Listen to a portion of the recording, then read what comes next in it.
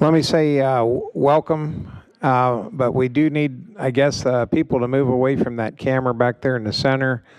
Other than that, sorry there aren't enough seats, but that's where we're at.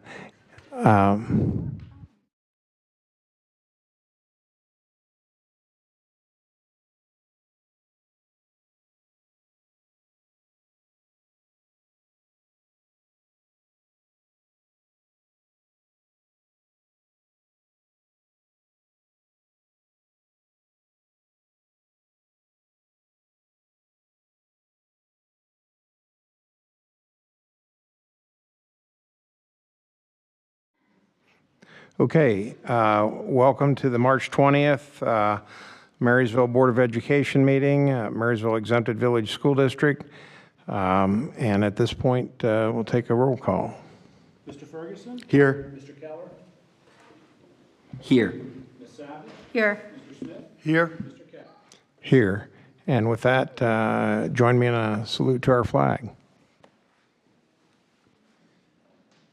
I pledge allegiance to the flag of the United States of America and to the republic for which it stands, one nation under God, indivisible, with liberty and justice for all.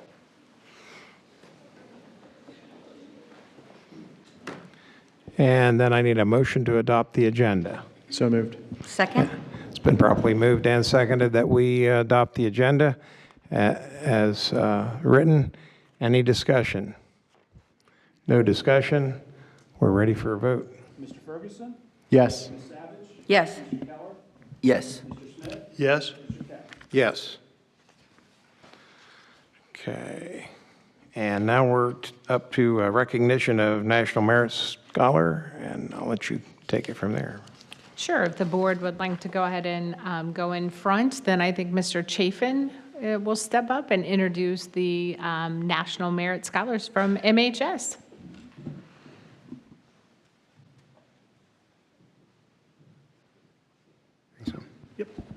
Okay, there we go. Well, I get to kick this thing off. What a great night to celebrate our amazing students here at Marysville Schools. And we've got a packed house. Unfortunately, I've got several that are not able to be here tonight. One is out of state, and I think the other two that I'm going to talk about are both under the weather. But regardless, we're going to honor them. They have some really remarkable achievements. The National Merit Scholarship Program is an annual academic competition for high school students that recognize and reward high-achieving students. This is not just the elite, it is the elite of the elite. Students begin by taking the PSAT test in their junior year of high school, and there are approximately 1.4 million students that are entered in the competition. From there, about 34,000 annually are commended scholars. Of the 1.4 million, 16,000 are semifinalists, and then finalists are 15,000 annually, or about 1% of all the students. It's been 12 years since this happened, but we have two at MHS this year that have earned National Merit Finalist recognition. I think that's incredibly something we should be very, very proud of. They are Levi Weithman and Aurelia Inskeep. So if we could give them a round of applause, even if they're not here. Thank you.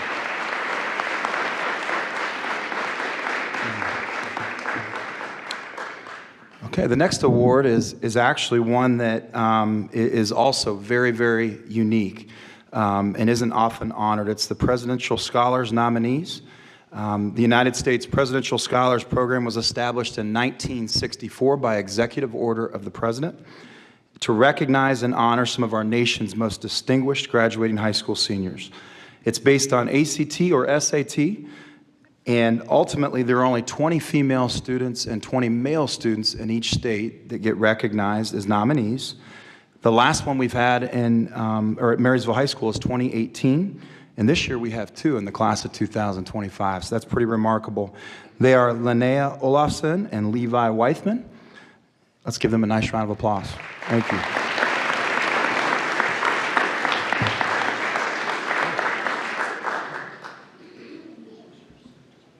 All right, next we are going to recognize, it's one of our favorite nights, to recognize all our state and beyond awardees over the past year. So great accomplishments of our students to celebrate tonight. And just a reminder for our students who are getting recognized tonight, When your name is called, we just ask you to come up, shake the hands of the board members, kind of hang out over there to the right, and then we're going to bring you back in for a group picture after everybody shakes the hand of the board. Okay? All right. Early College High School.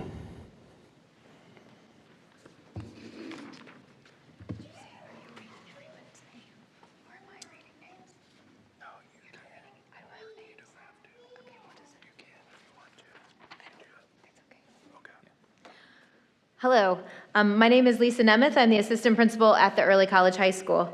Our career tech student organizations are a vital part of our experience at the Early College High School.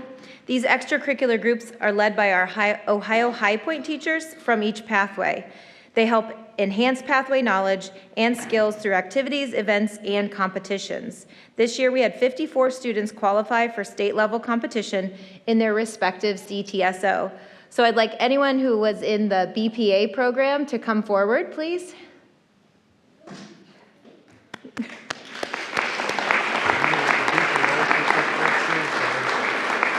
As they go and shake hands, our BPA stands for Business Professionals of America. It's led by Mr. Doug Hughes and Mr. John Brown, who are a part of our IT pathway.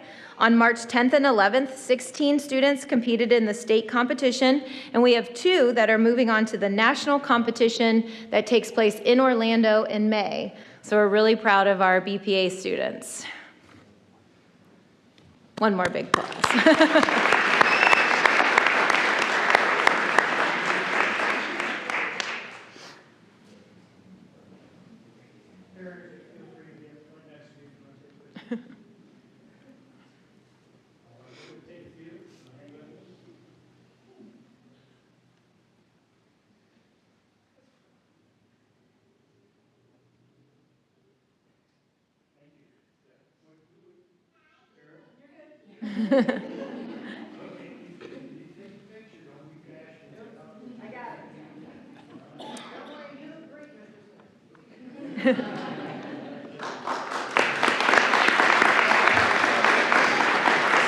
Next, I'd like to call up any student who's here from our HOSA program.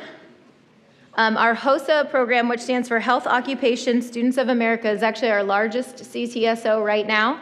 It's led by Stephanie Brown, Katie Johnson, and Laura Atwood from our Health Science Pathway. This year, they had 32 students advance to the state competition, and have advanced, and that is taking place April 9th and 10th. Aw.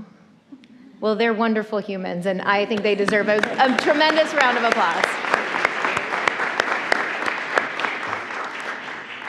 Our third CTSO is called Skills USA, and it's a part of our engineering pathway. Do we have any of those students? It's right now, very good, come on up. It's our smallest CTSO right now, and it's growing every year. This past Tuesday, 7 students competed at the state level down at the Columbus Convention Center. Oh good. We're very proud of them as well.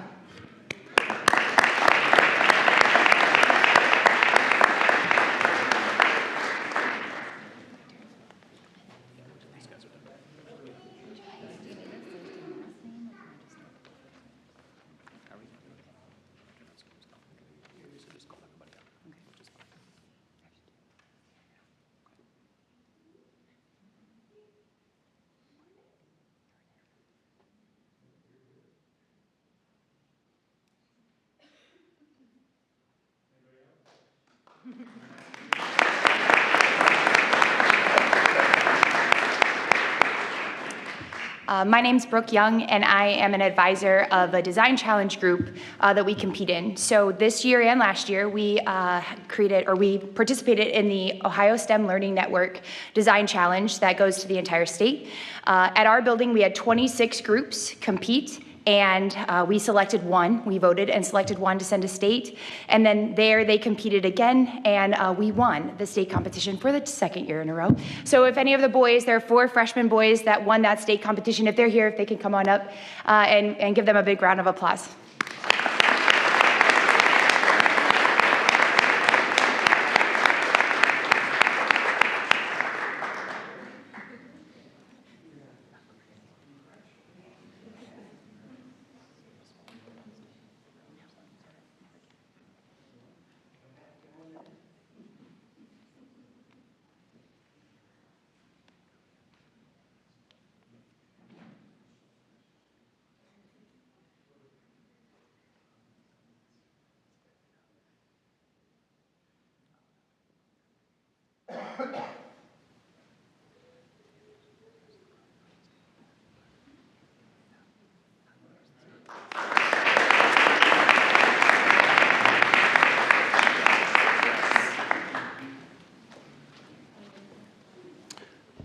Is our soccer representative here? Soccer.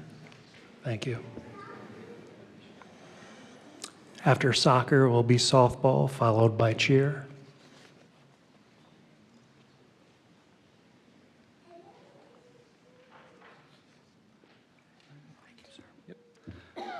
Jordan Tipton, the boys soccer coach, here to honor Miles Armstrong tonight. So Miles was a 4-time varsity letter winner. His senior year, he had 21 goals, 15 assists, ending his career here at Marysville High School with 73 points. He holds the school record for goals in a game. He's a 2-time first-team All-Conference. He was the OCC Player of the Year, first-team All-District, and first-team All-State, which he's being recognized for tonight. And he was also first-team Midwest Region.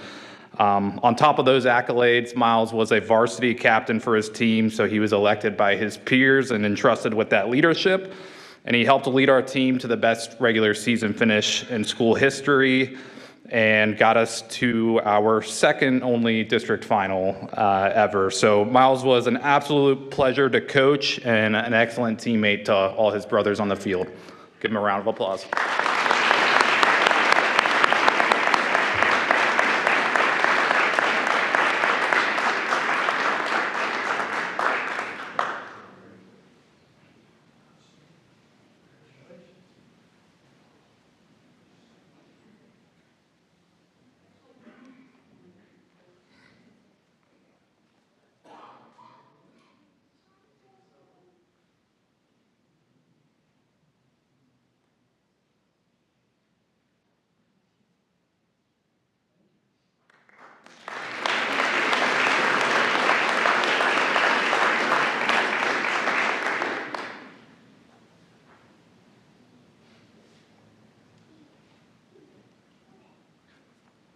Is our softball representative here? Softball? Well, I will read this one then. We would just like to recognize one of our softball players who earned honorable mention All-State, which is a huge accomplishment in our very successful high school softball program. So let's give a congratulations to Maya Segner.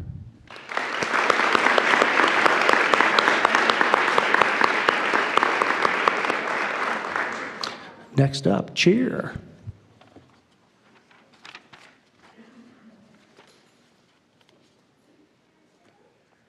After cheer, it'll be cross country, followed by indoor track.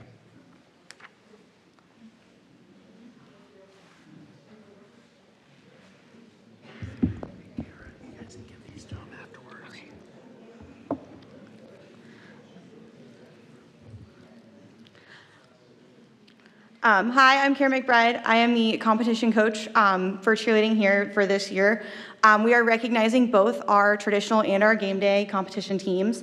To start with our traditional team this year, they took 2 first places as well as 3 second places, including a second at their state competition. And then our game day team had multiple first places this year. They also, for the second year in a row, placed in the top 10 in the nation at nationals. And then they brought home our first ever OCC title as a program.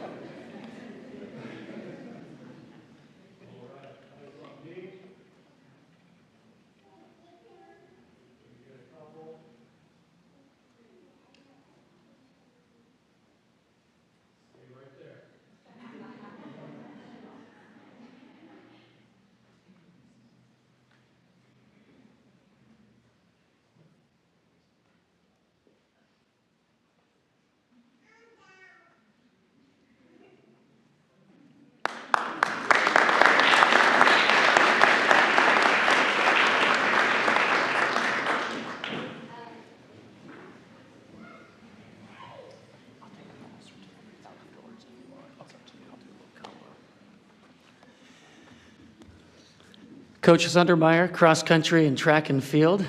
We appreciate the board taking some time tonight to honor all of our students and our athletes for all of their accomplishments.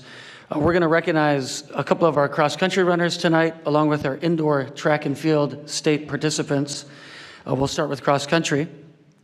So we have 2 athletes that qualified for the state cross country championships and earned for the second and third time their academic All-Ohio awards.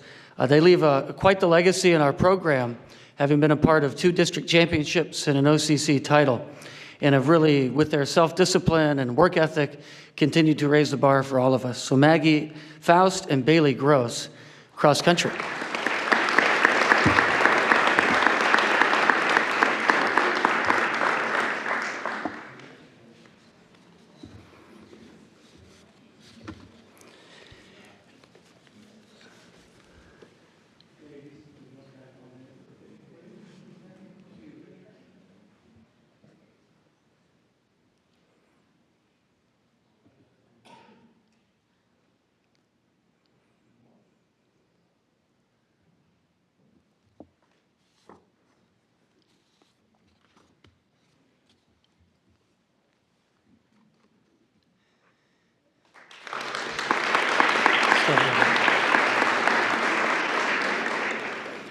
The momentum that we build in the fall, that we spend all summer training for, leads us into the winter. And the winter leads us into the spring and back into summer training. Being a distance runner is really a lifestyle. And the discipline required to seek that improvement around the year, year after year, throughout your career, is something that we talk about a lot. And the momentum that the whole team built, and these 2 behind me built in the fall, carried us over into the winter indoor track and field season. We saw both of our 4x800 relays qualify for the Division I Indoor Track Championships we had a few weeks ago up in Geneva. And for our Lady Monarchs, this was the 6th year in a row that the 4x800 qualified for that opportunity to compete for the state championship. And for our boys, this was the 3rd time in the last 4 years that they competed there. Along with our distance runners, Maggie qualified individually in the 1,600 meters, where she finished 14th. And one of our jumpers, Audrey Spooner, participated in both the high jump and triple jump, and they were happening at the same time during the meet. And as a senior, she'd been in competitive situations over the years and relied on that to really perform and have quite the day, where she finished 4th place, earning All-Ohio honors in both events at the same time during the indoor championships. So we have our 4x800 relay members, Paxton Herring, Adam DeSutter, Evan Donahue, Lila Channel. Come on down to join Bailey and Maggie.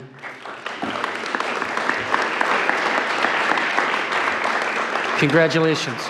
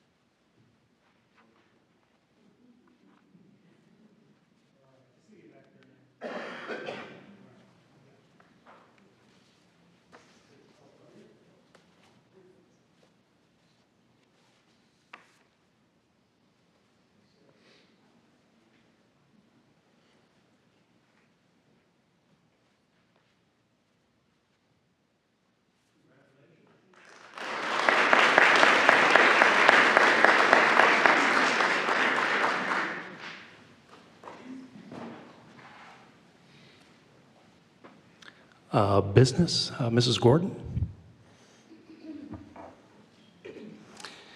After Mrs. Gordon will be Mrs. Anderson, and then followed by Japan Bowl. Hi there, I am Linda Gordon. I am a business teacher at Marysville High School, and I teach several classes there, but the one that we're talking about tonight is the advanced computer applications, and they test in Microsoft Office 4 areas. There's Word, PowerPoint, Excel, and Access. And I have 2 students that have placed 5th in the state of Ohio, which is Cameron Cave. She placed 5th in Word, and she can't be here tonight. And then I have Misael Romero Lopez. He placed 4th in Excel, and since then he's also tested and received his Excel expert. So you got Excel questions, talk to him.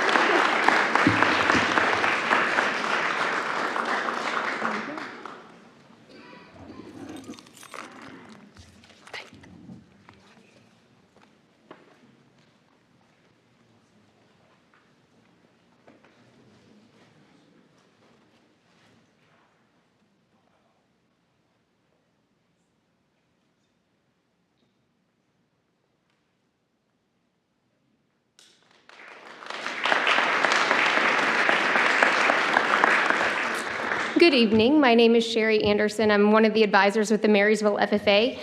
We have the honor tonight to recognize a couple of our members. Several of them were not able to come due to illness and other obligations, but there are 3 of them, I believe, that are here today. So if you guys want to go ahead and come on up.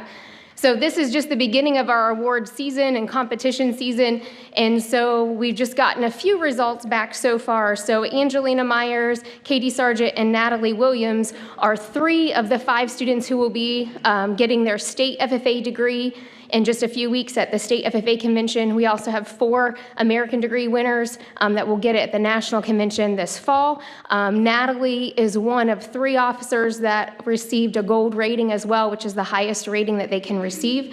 Another young man, Austin Bennett, he is a Final 4 finalist within his ag mechanics and repair proficiency, and he interviewed for that today, and we will find out that in the beginning of May as well. And late last week, we got word that we are once again a 3-star gold-rated chapter at the state level. So that's some new information as well. That's okay.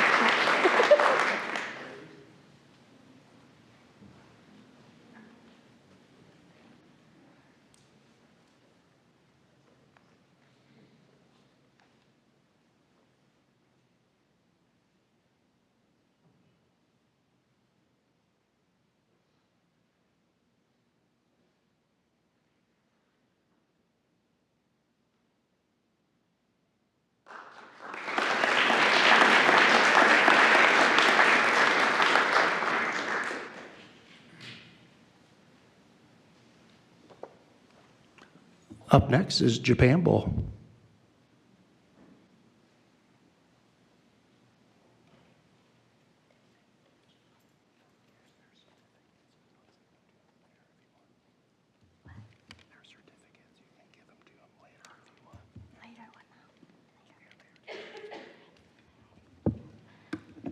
Hi, hello, my name is Kaoru Wise. I teach all Japanese classes at Marysville High School.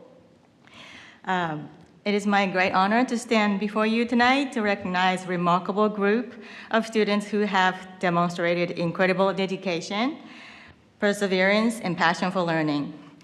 These students competed in the Ohio Japan Bowl. You probably think, what is that? What's Japan Bowl? So let me explain a little bit. It's an academically rigorous competition that tests students' knowledge of Japanese language, culture, history, and society. Sometimes they ask you about current news in Japan and stuff like that, and they have to be studying Japanese from different directions. And against some of the best and brightest from across the state, they achieved 2nd and 3rd place finishes, a testament to their hard work and commitment, in my opinion. And what makes these achievements even more impressive is that Marysville competitors are not just anime fans. They're not just excelling in Japanese, and they are active members of Japanese National Honor Society, band, show choir, and musical productions, and community service projects. And they fundraise by selling world's best chocolate or something like that, and we made a lot of money. And we sell rice balls during lunch hours, and they participated in the Run for Education projects from, I think it was DECA, and still they find time to study, practice, and compete at the highest level. So I'm very, very proud of them. And even after the competition, some of these students showed their leadership and character by staying behind to clean up the event space at ECHS because our districts hosted the event this time. And this speaks volumes about who they are, not just as students, as individuals. I think they really care deeply about the opportunities they are given and the communities they are part of. Beyond the competition itself, Japan Bowl serves as a bridge, I believe. It connects students with future professors, mentors, and members of the Japanese-speaking community, and maybe internships and jobs in the future. And through this event, they're not just learning a language, they are immersing themselves in culture, building relationships, and preparing for futures that will no doubt be shaped by their passion for Japanese. And I could not be prouder of these students. They embody their values of hard work, teamwork, and dedication, and I know they will continue to make an impact in all that they do. Tonight, not all of them are here because they're at musical practice or at show choir, I think. And at our level 4 tonight, I believe Christina Kinshaya, she's here. And Lillian Baker was also a winner, second place. Kai Wardwell, he's at show choir tonight. And our third place winners are Allison Barlow, she's here tonight. Aubrey Estep, she's also here. Dylan Pack, he's at the practice for a musical. And our level 2 third place winners are Kelly Garabrandt, I'm not really sure she's here or not. And Claire Stanley, she's here, I believe. And Bronte Stowell, is she here tonight? Thank you. Hi. Thank you so much.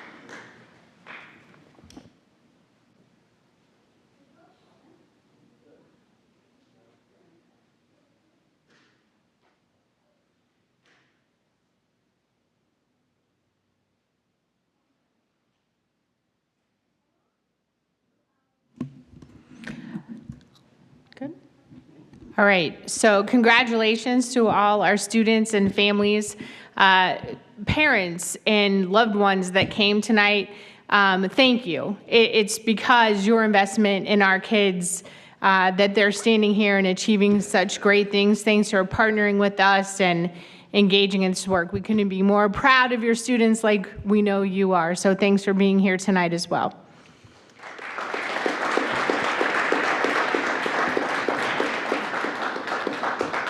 It's my pleasure now to recognize the district's Employee of the Month. So Amanda, if you are here, there you go.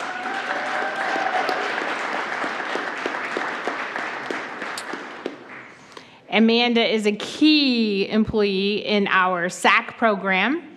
It's my pleasure to read the comments about, from her peers about why she is receiving this award tonight. Amanda has embraced the SAC mission from day one. She had some big shoes to fill and really only had 2 days of training during maternity leave. She has done an amazing job as a SAC accountant and office manager. Not only does she keep our finances in order, she gracefully handles conflicts, substitutes for absent staff, submits IT and transportation requests, GFS orders, organizes our summer calendar, enters enrollment, I can go on and on. She wears many hats and does a fantastic job. I'm very thankful that Amanda is on the SAC team. Amanda is a wonderful person to work with. She is not only a hardworking individual, but also a great mom and a very caring person who is constantly looking out and checking on those around her. She is always putting 1,000% into her job and ensuring everything runs smoothly. If there isn't enough staff for field trips, she will step in and ensure a way that we stay at ratio. She puts so much effort into her job and really deserves recognition for her hard work that she completes every day. I'm very thankful that I have the privilege of working with Amanda. Amanda goes above and beyond to help anyone at any given time. She is willing to work early or late and take phone calls when needed at any time. I'm so appreciative of her and everything she does for SAC students, staff, and the SAC program as a whole. She always has a positive, upbeat attitude, and for any situation we throw at her, she often takes on additional responsibility without hesitation and no complaints to be heard. I'm so thankful to call her a friend and a coworker. So congratulations, Amanda. Thank you.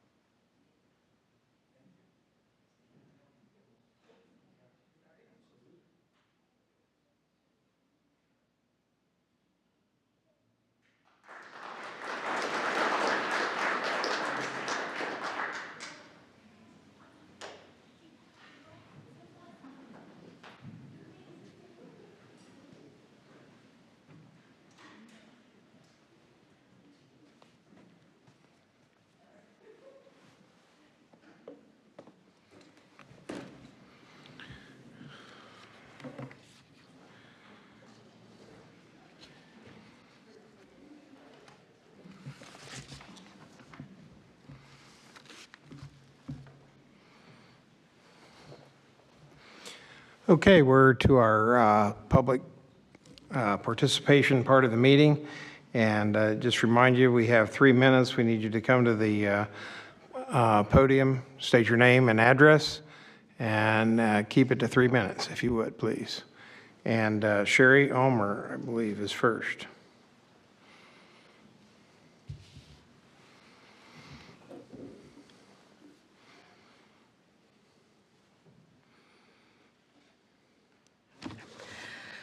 Hi, my name is Sherry Ulmer. I live at 366 Hickory Drive. I'm here tonight to ask that the school board modify the current RTRI policy, as many other school boards are doing. I'll just cut to the chase because I have 3 minutes. So these are the changes that I would like to see. 1, the sponsoring entity certifies that any persons working with the district students in the RTRI program have passed FBI and BCI criminal background checks. The sponsoring entity shall not permit any person to work in the program with district students who has been convicted of, pled guilty of, or no contest to any criminal offense that would disqualify an individual from employment with an Ohio public school district. 2, RTRI programs shall not provide any materials, promotional or otherwise, candy, trinkets, snacks, clothing, or other items for the children's return to school. 3, school board members and staff shall not promote, encourage, or discourage any RTRI program. 4, RTRI programs shall take place 1 day per school quarter as established by the superintendent and shall not exceed 30 minutes, including travel, during lunch only. This cuts down on disruption and use of taxpayer funding. 5, RTRI programs shall not be permitted to participate in before, after, or during school activities, such as open houses, book fairs, parades, trunk or treats, dances, field days, sporting events, unified arts events or concerts, pep rallies, or other assemblies. 6, I know now that RTRI programs are not permitted to take place on school property. However, I'm not sure if you're aware, but LifeWise is going to try to change the legislation to where they can give Bible study on school grounds. That is unacceptable in a public school system. That's all I have for now. Thank you for allowing me to speak. Do you have any questions? Thank you. Next is Christine Wheeler.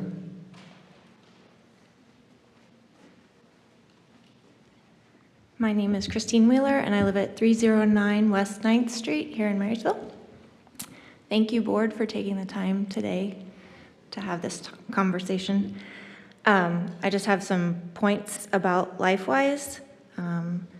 Just wanted to make sure the safety measures that we do follow were known by the community and by the board. So we currently have liability insurance in place. We have background checks for all team members using pro screening. And that screening, to my knowledge, is similar to the screen point used for the volunteers from the Marysville School District.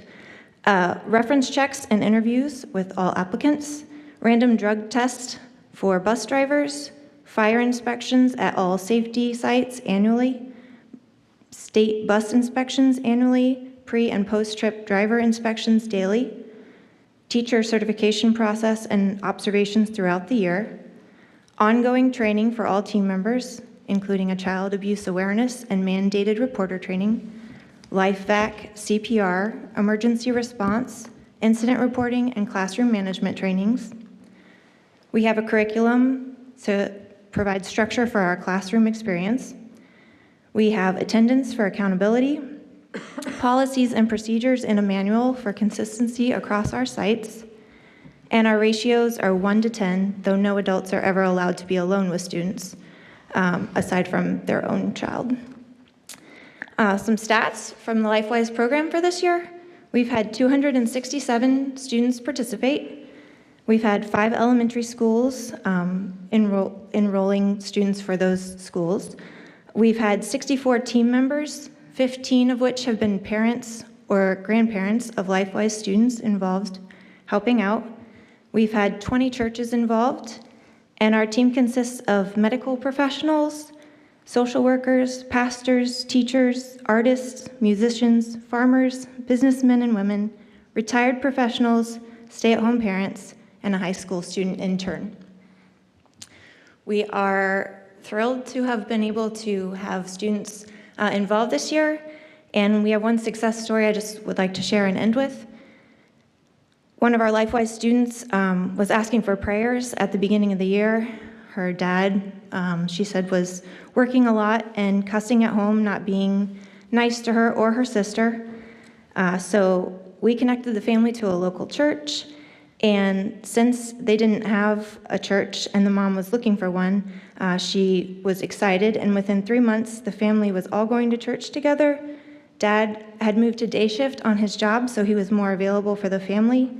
And the student reported that her prayers were answered, and she was very excited that she had more time with her dad and that he was being nice again. And we were honored to have been able to have this involvement with this student. I just wanted to make everyone aware that we do have some information, so if anybody would want information, we can provide that. Thank you. Thank you. Okay, and now we have a presentation from our district instructional coach. And others. Thank you very much for having us tonight. I'm going to be here as the curriculum director, and I have my instructional coach, Cassie St. John. We are going to share the work we've been doing around our math framework. So I'm going to let Cassie walk you through the slides. Thank you. Let me make sure I know how to do this the right way. Okay, great. Thank you so much for having me tonight. I'm really passionate about K-12 math instruction. I taught at Bunsold Middle School for, I believe, 7 years before I took this role teaching math. And so it's been really wonderful to expand even my knowledge about what math instruction looks like in the primary grades, as well as at the high school. So we felt that it was really important to kind of vertically and horizontally across buildings align what math instruction looks like for our students. And so we started doing a lot of research back in 2022, really looking for what is the most recent evidence-based practices that are out there for math instruction. And so we kind of took a year, 18 months or so, really just gathering everything that we could. I read hundreds and hundreds and hundreds of pages of empirical studies and things like that. And then we started educating our teachers on some of the things that we were learning, just so that they could kind of get their eyes on some of those evidence-based practices, start implementing some of them, trying them out. And then we wanted to get this in front of parents. So our first parent council was in December of 2024, and we just had our second one this past February. It was a wonderful group of parents who was able to really put their eyes on our entire framework in its first draft and really give us feedback. What do you think? How do you envision math looking for your student? What are some of your concerns about math for your child currently? And right now we're putting all of those pieces of feedback into our hopeful final draft to be able to share with you at the end of this year, this spring. So we're really excited about that. Like I said, the framework is all about creating alignment across the district. So we have a lot of buildings, right? And we're K-12, so what does it look like and how do we make sure that those evidence-based practices are occurring in all of our math classrooms? So we wanted to obviously align with Ohio's learning standards. That was number one. And then have consistency across schools so that math is taught, again, with those evidence-based practices, no matter what school your child attends. You know that that teacher is using those evidence-based practices, which are those instructional strategies, which is number three. Obviously, data-driven decision-making is huge in Marysville schools with our personalized learning and making sure that we're meeting the unique needs of all of our children. So that's a part of this. It also helps us identify what professional development is needed for our teachers. So when we, I'm in classrooms a lot. I've spent a lot of time in our K-6 classrooms this year, really just kind of seeing a pulse check, like where are we at with these evidence-based practices? And then I know, okay, in April we have a PD coming up. What are some topics that we can cover to make sure we're refining those practices for our teachers? And then obviously parent and community engagement. I told our parent group, I feel like a lot of times with literacy or reading, teachers or parents and family members know how to help their child with reading. They read more books at home. But a lot of teachers get questions of, how do I help my child with math at home? Especially as they get older, parents feel less confident being able to actually do the math, right? And so we want to make sure we're giving resources to our families on our website, resources to our teachers to be able to give to parents to help their child at home with math.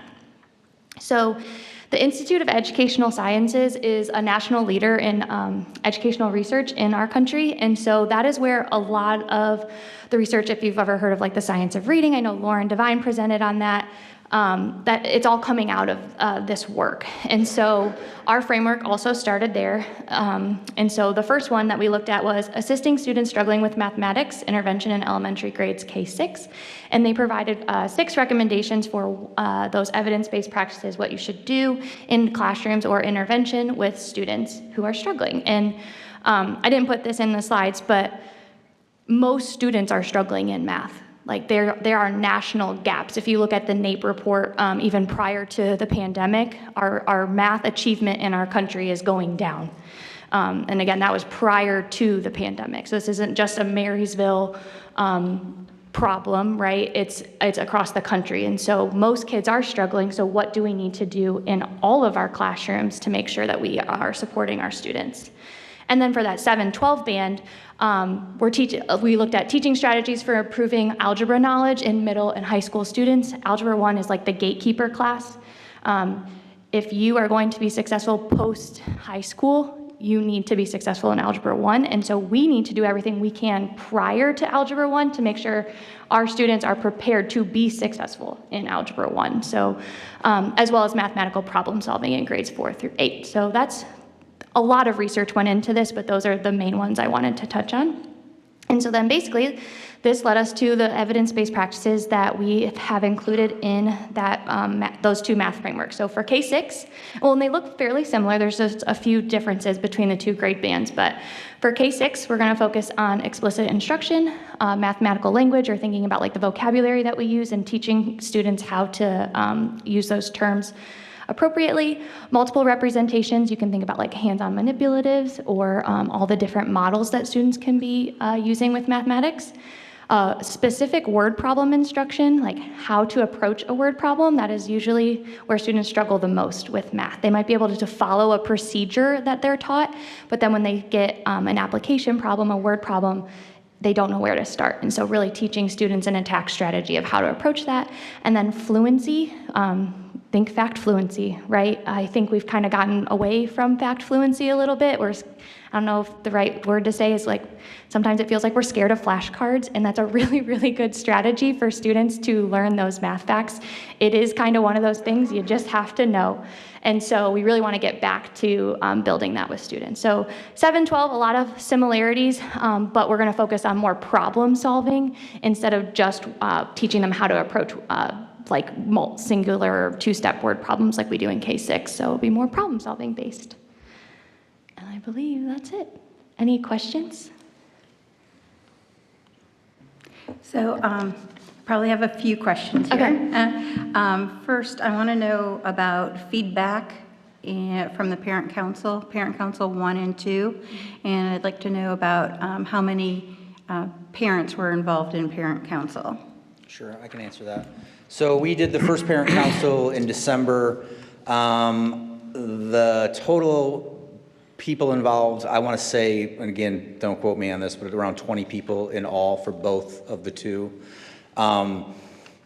We did the first Parent Council. The feedback was positive, I would say extremely positive. We did a lot of work around not the framework at that point. It was looking at the research behind it, what we looked at, and there was a lot of eye-opening. I would say one of the things that was very popular was the fluency part, talking about flashcards, having fact fluency in our students. The parents there felt like it's gone away, and they were taught that as children themselves, and we definitely identified that and spoke about that.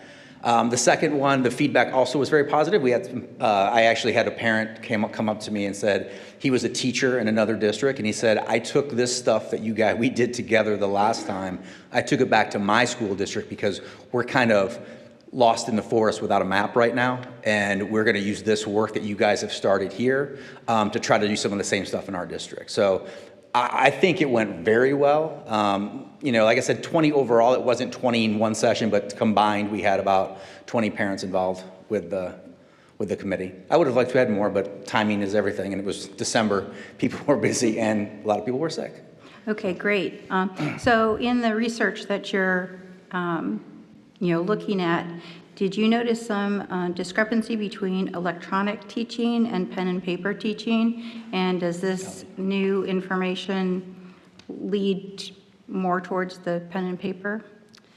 So it's interesting. One of the places where the research really talked about traditional hands-on manipulatives versus digital, they actually said sometimes the digital manipulatives were more useful to students, which I found very interesting. But of course, the research does kind of lend itself, when I talk about it with some teachers, they're like, that's kind of old school. And it's like, yeah, maybe some of the things that we did do were still effective. We want to be innovative, and we want to make sure we're exposing our kids to tools that they will see, right, beyond our walls. But I do think there's a balance there between, getting your pen and paper out and doing, a timed math fact fluency, but then also using our blended tools, right, that we have with iReady to fill the gaps that our students need. So, okay, because math is hard, okay, and it's the muscle that you have to use. Yeah. Okay, and I said, I'm glad to hear you talking about memorizing math facts and that type of thing, because if you don't use that muscle and have instant recall on that, I think it's going to cause problems down the road. Yeah. So we had a math framework that we had set up a few years ago So does the framework that you've set up now, is that different, or is that just building on? Yeah, this is a brand-new framework we started in 22-23 with the research based off of the most recent research and studies around math, and then, as Cassie said, bringing in the teacher education piece that's gotten, and we're refining now after speaking with the parent group of things that they would like to see, things we talked about more about, aligning it closely to the ELA framework that we created, or literacy framework that we created as well. And does this talk about real-life math applications? Like cooking is, I think, a prime example. Does it talk about cooking with your kids to help them understand math and measurement? So this particular framework, I wouldn't say is just for parents, so it doesn't have necessarily like parent application pieces yet. I know we would love to create like a parent-facing resource. We created one for early numeracy so far for students preparing for kindergarten, but we would love to create something. That was the feedback that came out of our parent group too, of just like, okay, my kid's in 3rd grade and they're working on solving word problems. What are some things that I can do? So we definitely want to get to that point first. I would say this framework is more for teachers right now, about like, this is what it should look like in your classroom, then we're going to move on to the family piece. Okay. But I appreciate that. Okay, thank you. Yeah, I was going to ask a question about the community engagement, the parents being involved and so forth. But the other question I had was, what's the next steps? It sounds like you've done a lot of really good work to this point. You've got engagement from parents. I assume engagement from the teachers. I got that from you also. So really, what is kind of the next steps that you see? Where is this going to take us? Sure. So Cassie and I actually talked about this week exactly what the next steps are, because now that we have the feedback from the February meeting, we are looking to refine, revise, add some things that we've gathered from their feedback, and then we will, if there's the ability, I know we have one more parent council, I would like that group to see that version if we can have it ready for them by that time, so we can get more feedback from them and letting them know this is what we heard from them, this is what we tweaked. We do want to align it a little bit more to our literacy framework as far as like what instructional practices may look like at each grade band. I think that's important. Fluency is really something that we're working hard on to figure out. And so really that next step would be refining what we have, going back and then presenting hopefully that to the group, to the superintendent, and then getting teachers, getting it back in front of teachers again and principals. Thank you. Yeah. Let me say thanks, first of all. You probably didn't come in ready to be grilled, but, and if you don't know. I did actually, so it's okay. Did you? Okay. If you don't know the answer to this, that's fine, but when are you, and I think maybe Mr. Smith alluded to this, when are you going to implement this? What school year, I guess? Yeah, so we would love to implement it in the next school year. Like I would like, as a curriculum director and as the principal, I would like to have this in front of our principals so that principals like myself can get it in front of the staff, at the end of the school year, May TBT, so they can see that, with our resource adoptions that we are going through, with our pilots we've run this year, it's really important. And math has been, because, obviously the state has put a lot of emphasis on reading curriculums, and high quality instructional materials is a big part of the state's focus right now, I guess. And so looking at the math part of that, we want to align our resources we use right now to make sure that the teachers have this framework in place, and so they know exactly how much mathematics should be happening in the classroom, what that might look like. Obviously we use the resource, but it all should be blended around this framework, so they know exactly what the expectations are as the district. And really, as Cassie said, it's we want this for teachers at first, and then create a parent document that they can have to help understand what our understanding of mathematics is in Marysville. Okay, thank you. Got one more follow-up question to that. You said national averages are falling in math everywhere, and I see that too every place I read. but I don't see any explanation. You got any ideas? You know, that came up in our first parent meeting. We had a lot of discussion about that. And as you know, Cassie mentioned, this happened before the pandemic. We saw this. There was some talk around possibly Common Core initiatives that could have changed some of that.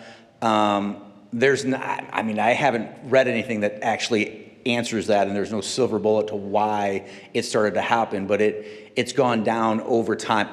If you ask me anecdotally, I think this nation has spent a lot of time and energy recently, you know, on reading, because we know that is a major problem. And when that happens, what you see is that math kind of takes a back seat. You know, and so I think that we're refocusing, as the district, I think we're spending a lot of energy and time refocusing on mathematics because we see the value and how important it is. Again, I mean, unless you know something I don't know, but we never came up with an answer other than, even in the room with the parents, we had a lot of discussion about it. And I can't even say it was the Common Core because the way it is, it kind of ebbed and flowed. So yeah, to answer that, I don't quite know. Okay, thank you. Sure. Thank you both for your time and your presentation tonight. I have two questions, and this is partially on my ignorance. How does this differ from the current framework we have in place today? I guess I don't quite understand what framework we're referring to. So we created both for every subject. The district spent a lot of time creating a framework where you knew what you taught in each grade level, and so there was consistency between grading each grade level. Perhaps I'm calling it something wrong. So I think she's referring to kind of the Marysville Guarantee and Continuum Oh, learning. okay, continuum. so yeah, that would be our continuum of learning, which is the standards. So yes, we do have that. This is actually more about the instructional practices behind it. So when we talk about it in the first slide, where Cassie, well, not the first slide, one of the initial slides, we talk about standards aligned. So I don't know if that helps answer that question. We still have all of that. That's still part of our work for our, you know, our mastery systems and our PL work. But So one is what you teach, the other one is how you teach it. So as a district, how are we going to approach these topics, and what are the best practices instructionally in order to make gains for kids? And second, the state legislature has some legislation about math improvement plans. Sure. Are we already doing that work? Can you speak to how do we help students grow or deter interventions with math? I mean, we are very much aware of that. We are very much aware of the high quality instructional materials mandate the state is pushing out towards school districts.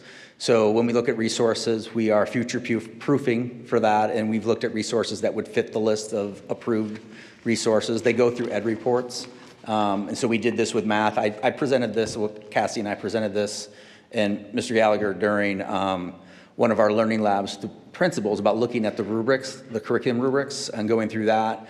As far as actual implementation of a MIMP, as they're going to call that, we don't currently have math specialists like we have a reading specialist that may support and help kids for those. So when we talk about the framework, that's part of that work. So like when we talk about putting in actual time blocks, how much the expectation is of how much you should be teaching math, because again, reading's a priority for a lot of people. It's a priority for the state, a priority for teachers. If you're having, I don't know, an assembly on one day, sometimes math is the first thing cut, and we don't really pay attention to how many minutes we're teaching math. As a former elementary school teacher, I was strongly believed in math instruction and reading instruction, and I blended my science and social studies inside of that. And so that's kind of the vision that we have. And so having a block of time where we say it has to be this long, just like we do with reading, because of the state mandates, you know, we have now required a 120-minute block of reading across the district in K-4 schools because of they have to have high quality tutoring, and they have to, you know, meet the needs of the MIMP or the RIMP, sorry. So the same thing would be done for math, is when we're looking at that. So we don't know exactly what it's going to look like yet, but we're going to make sure our time block allows for that. We don't have the resources. We don't have the bodies, though. I'm not hiring math specialists right now because we don't, obviously, we all know why.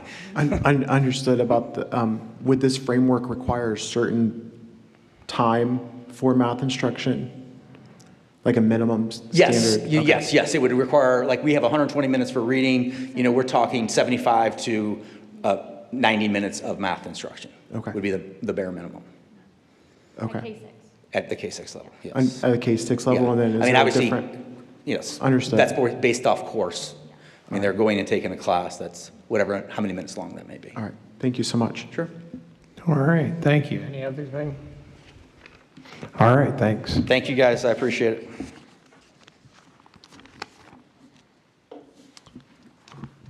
Okay, and now we're up to the superintendent's report. Okay, I have a few items and then a PowerPoint that I'll run through with you as well. Current enrollment date, we're sitting at 5,619 students that we're serving. I would also like to highlight March 2nd, we were able to participate with the state of the city. So Aaron Morrison, who's out in the crowd, and I were able to talk about levy facts and the importance of people understanding the May ballot issues. So I thought that was a fantastic opportunity to share the financial position of the district. Master's facility planning, we're going to push that off till May. We want to have a couple more task force meetings and then bring you back a final product in May. I also want to tell you that I shared an update with you about Union County DD actually having a mistake in some projections, not asking for enough money in their last levy and their future steps. So one thing I would like to point out is our preschool is currently housed there. They do not have to operate our preschool. We are probably about 90% of their preschool. Taking on preschool from DD would cost us around $3 million. We are working with them currently to look at, is there a phase-in approach? Are there opportunities for shared service to offset that? Can we slow it down a little bit? But the reality, quite frankly, is by school year 26, we will have to take on full responsibility, and it could even be school year 25. That's why we're having these conversations. But I think that's very important to note. That is not in our 5-year forecast. That's not in any of the projections that we have put out. It's not reflective in our increased ask for funding to our community, but it will be around a $3 million swing in operating costs to the school district. So I will continue to send you updates. We have a meeting tomorrow, then another one over spring break. So it's continuing to evolve. Probably right now, I would tell you, collectively, we have more questions than answers. But obviously, there's a sense of urgency as we look at our financial future as well. I did want to share a few things. You have, did you have a question first, Jermaine, or? I'm sorry. It's fine. For the developmental disabilities, you said potential start for fiscal year 25. From an operational standpoint, when does the district need to know we actually need to run that program? Like, what's that drop dead time? Well, probably it already passed. Okay. Just being quite frank. Certainly Kara knows our urgency and is partnering. So my goal is to have something slated early April. Okay. Because we're in crunch time. Thank you. So I have a question. Okay. Do you know approximately how many students we're talking about at that location? And currently, Harold Lewis is a Union County facility, so it services all other school districts besides ours. If we have to take over, do we maintain it as a county facility, or does it then become a school facility? Those are the questions we're working through currently. We have 90% of the students. I think one district might have 3 and the other might have 5. I don't remember our exact number, so I don't want to be misquoted tonight, but I do have that and can get it to the board. One discussion is the opportunity for Marysville to basically potentially move our NAVN units in there, which would free up some space. But right now, I would say there are a lot of options on the board, so I don't want to tell you that, you know, it's definitely this option or the other. I just think it's important to bring to your attention that we're going to continue to work on that. Regardless if they keep it, we would have to pay a fee for them to keep it. So it's going to impact our operating dollars one way or another. Does that make sense? I'm not saying you like it, but conceptually, right. Right. So later in the evening, you were going to be asked to consider a couple different options, and I'm going to provide some background to those options. So you have a reduction in force for certified and classified as a result of our November levy failure and implementation of the contingency plan. You're also going to be asked to consider an MOU with the teachers union, which they've already voted on, to move plan side outside of the student day for grades K through 6. And you're also going to have that really goes also along with a resolution approving instructional time adjustment. So the last two kind of blend together. So obviously, July 24th, or 24, there was a contingency plan developed. There was a levy failure in November. We've moved into that first phase of reductions with removing SROs and also increasing pay to participate fees. December, we spent meeting with staff that would be potentially impacted by the reduction. Obviously, there's a lot of shifting that happens with staffing in a school district, especially in the spring. So we at least wanted to give heads up to people who could potentially be impacted. In January, we started addressing changes to the school day in terms of courses, in terms of plan time. One challenge in the current contract, especially in K-6, is that teachers are required to have plan time within the student day.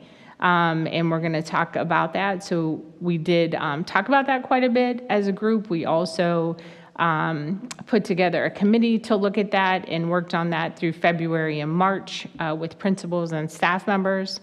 And then here we are in March to consider that reduction in force and look at the altered school day. So in addition to enriching our students' experience, I think it's important for everyone to understand that that is important to us. With PE, art, music, and technology, that time also creates the classroom teacher an opportunity for plan time within the student day. So they leave my classroom and attend physical education, and that's how plan time is achieved within our current schedule. So making that 200 minutes within the student day. So when we looked at options to consider it on our current school start time configuration, we can achieve the 200 minutes. It's less than ideal, but we can achieve it. So that plan time for a teacher would look like 30 minutes of library during the week, 20 minutes of opposite recess time, and 15-minute, like a collective study hall or group time, if you will, that's covered by other personnel in the district. So as a classroom teacher, I would most likely get 15 minutes of plan in the morning, 20 minutes a little bit later, 30 minutes a little bit later. So not a consistent framework, lots of changes for students in that time, not the best approach. Does the time exist? Yes. Creekview would be very similar. If you think of Creekview's schedule, when a student goes to their STEM class, technology class, instead of that, in this framework, in order to achieve the plan time, students would then just go to large group study halls. So obviously there's challenges. That allows you to keep your current start time, K-6. It allows you to keep the same amount of plan time teachers have now, but obviously kind of housing large group settings for students, it creates several chunks of time and not that consistent plan time.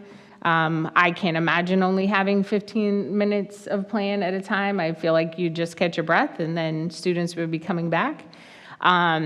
It does create some additional transitions for students and limits kind of that ability for certified staff to engage with academic interventions due to extra duties. So we're going to have to be polling our reading specialists to cover some of those large group times, so there's not as much time left in the day for academic intervention. So I mentioned that we put together a committee that had representation from every K-6 building. It also had 4 administrators with really a goal to design an option. You know, did an option exist where we could get consistent plan time and make a more cohesive day for our students? So what you can see on the screen is, in essence, what I would say is the unified arts time in the school day is simply being pulled out and the day is scrunched in. So the loss of instructional time is there, there's no doubt, but it's the loss of the reductions as a result of the contingency plan. So it does move at Creekview, the tardy dismissal, that tardy bell, 8:35 back to 9:05, and it moves at elementary, the start time currently at 9:15. I said that wrong, didn't I? 9:15 to 9:45, and at Creekview, it moves it from 9:35 to 9:05. So there are shifts in that time. That gives consistent time for teachers to plan. You can see the teacher workday then begins at 7:55, and that gives them a solid chunk of time before the school day that is uninterrupted, unlike the chunked pieces. So again, let's go back to Creekview. Their current time is 8:35. The new time is 9:05. And then you're going to go down to the elementary plan. Current is 9:15. It'd be moving back to 9:45. So highly collaborative with teachers in order to reach there. Now, what I'll be honest with you is, in this configuration, they are giving up a little bit of plan time. So there is a little less plan time compared to what they have currently. But I think the interest was high enough to have that collective time at the beginning. And I know the board received some statements from teachers speaking about this as well, that it was a better situation for staff and students. It didn't create so many disruptions to the student day. So I kind of hit on a lot of the benefits already. When you look at it, certainly the challenges, a later start time for families, it does provide a little less plan time for staff, but it's a consistent time for staff. And in essence, kind of in my mind, the simplified approach is you're taking that PE art time that they used to have, music time, and that's kind of being erased, pulled out of the schedule, and the schedule's condensed to make the time at the beginning. The other thing I would like to talk about then is, as you talk about those reductions and later in the agenda, you'll have the opportunity to consider the reduction in force, the impact of the reductions in the unified arts areas by grade level. So K4, with an adjusted schedule, students will have physical education 1 time a month. They'll have library time 1 time a week. They will have an art and music experience up to 3 times a year. There will not be any technology available in the K4 space. Creekview, they'll have a physical education experience 3 times a year. They'll have music experience, whether that's band or choir, happens opposite as a recess time in the middle of their day with lunch. They'll have an art experience up to 3 times a year. There won't be STEM, there won't be technology, and library will no longer be able to be used as a rotation, but it will be considered maybe like a resource, more like maybe a media center. Teacher may take the class there for research, things like that. Bunzl Middle School, courses that will not be offered. You'll see there's quite a list. We have automation and robotics, both at 7th and 8th grade.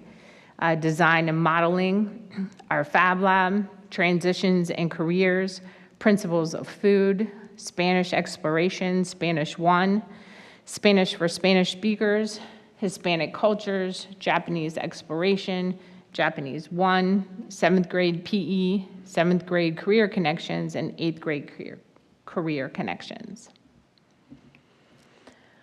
If we look at high school impact, it would impact Fab Lab 1, Fab Lab 2, drawing, art and design, humanities, biohumanities, AP Calc AB, AP Calc BC, AP US History, AP World History, AP Physics C, AP Chem, AP Computer Science, AP Art History, AP Music Theory, AP Spanish Language and Culture, AP Japanese, AP Drawing, AP 2D Art and Design, AP 3D Art and Design, AP Art History, Body Shaping, Strength, Training, Fitness, Journalism, and additional high school art based on enrollment, because we made a commitment to classes less than 20 students.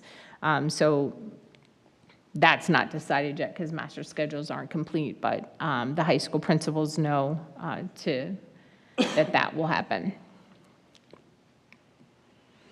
I was asked by a board member kind of a total staff allocation, so we put this together to kind of frame up the impact of the decisions being made tonight. So this is current. Currently, we have 323 classroom teachers. We have 54 other certified personnel. So that could be OT, PT, coaches, school psychs, guidance counselors. We have support staff, so aides, secretaries, all in that group, 107. Other classified employees, so that'd be transportation, custodians, 103. Total administrators, building administrators, central office, operations would be 28 for a total of 615 staff members. Questions that you would have for me? Were those numbers current or after the cuts? Current. Okay.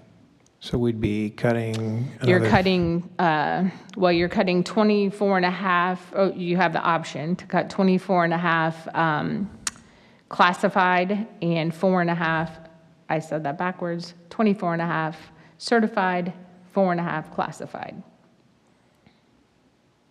Okay, thank you.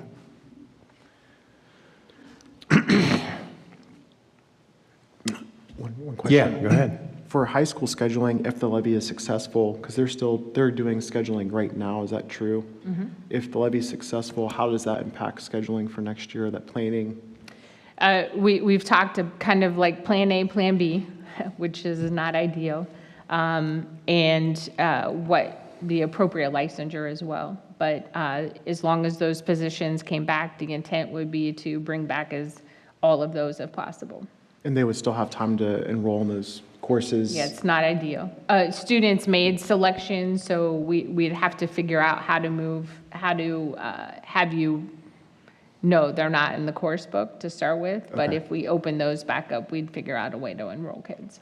And for some people who, like the elementary, where like phys ed's up to 3 times or art experience up to 3 times, for people who don't understand why it's still like offered but very, very minimal support, is there?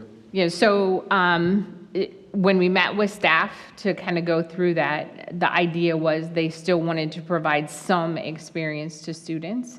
I've said the whole time, I think the example in art was we currently have 7 staff members in the district. We'll be reducing to 3. So the idea is those 3 people would help plan those activities for the kids at the lower grades. Okay, thank you. Even with that, you're going to have to make some adjustments to the art schedule, as I mentioned, or music schedule. Okay, we're ready for the treasurer's report.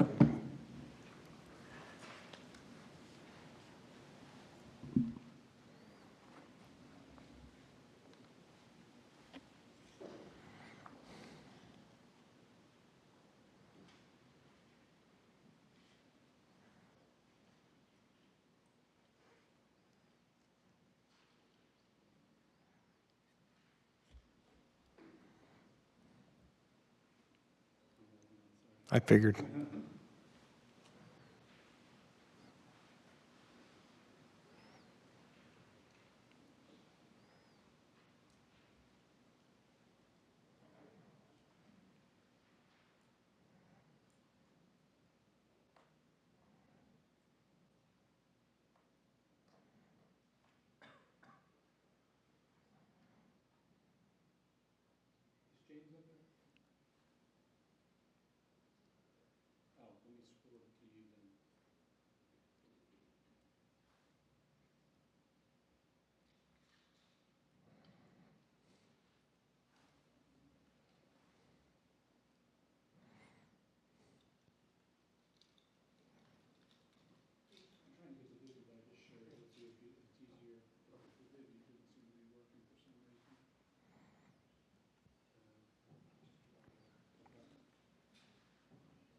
Would you like me to do my report and come back?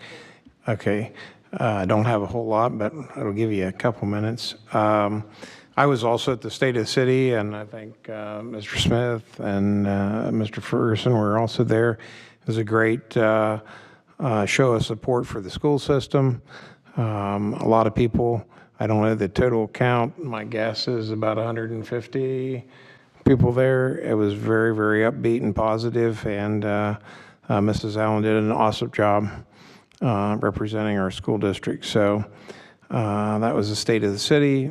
If you missed it, there's another one next year, I guess.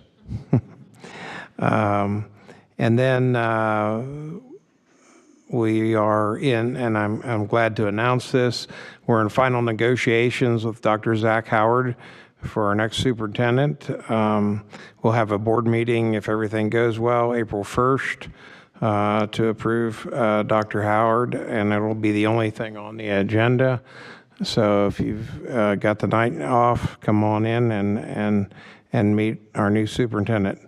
That's April 1st, 7 o'clock. And then, let's see here.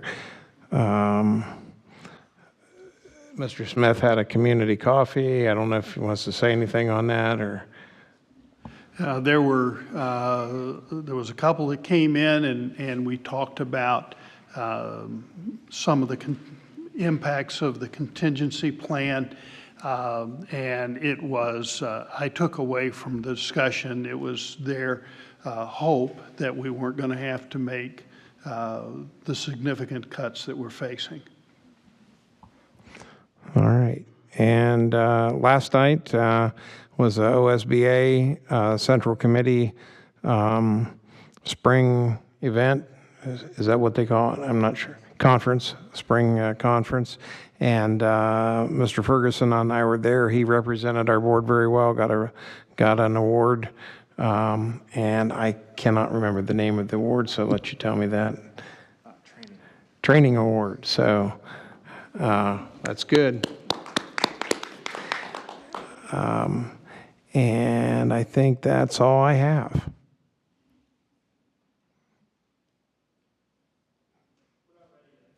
We're not ready yet. Okay.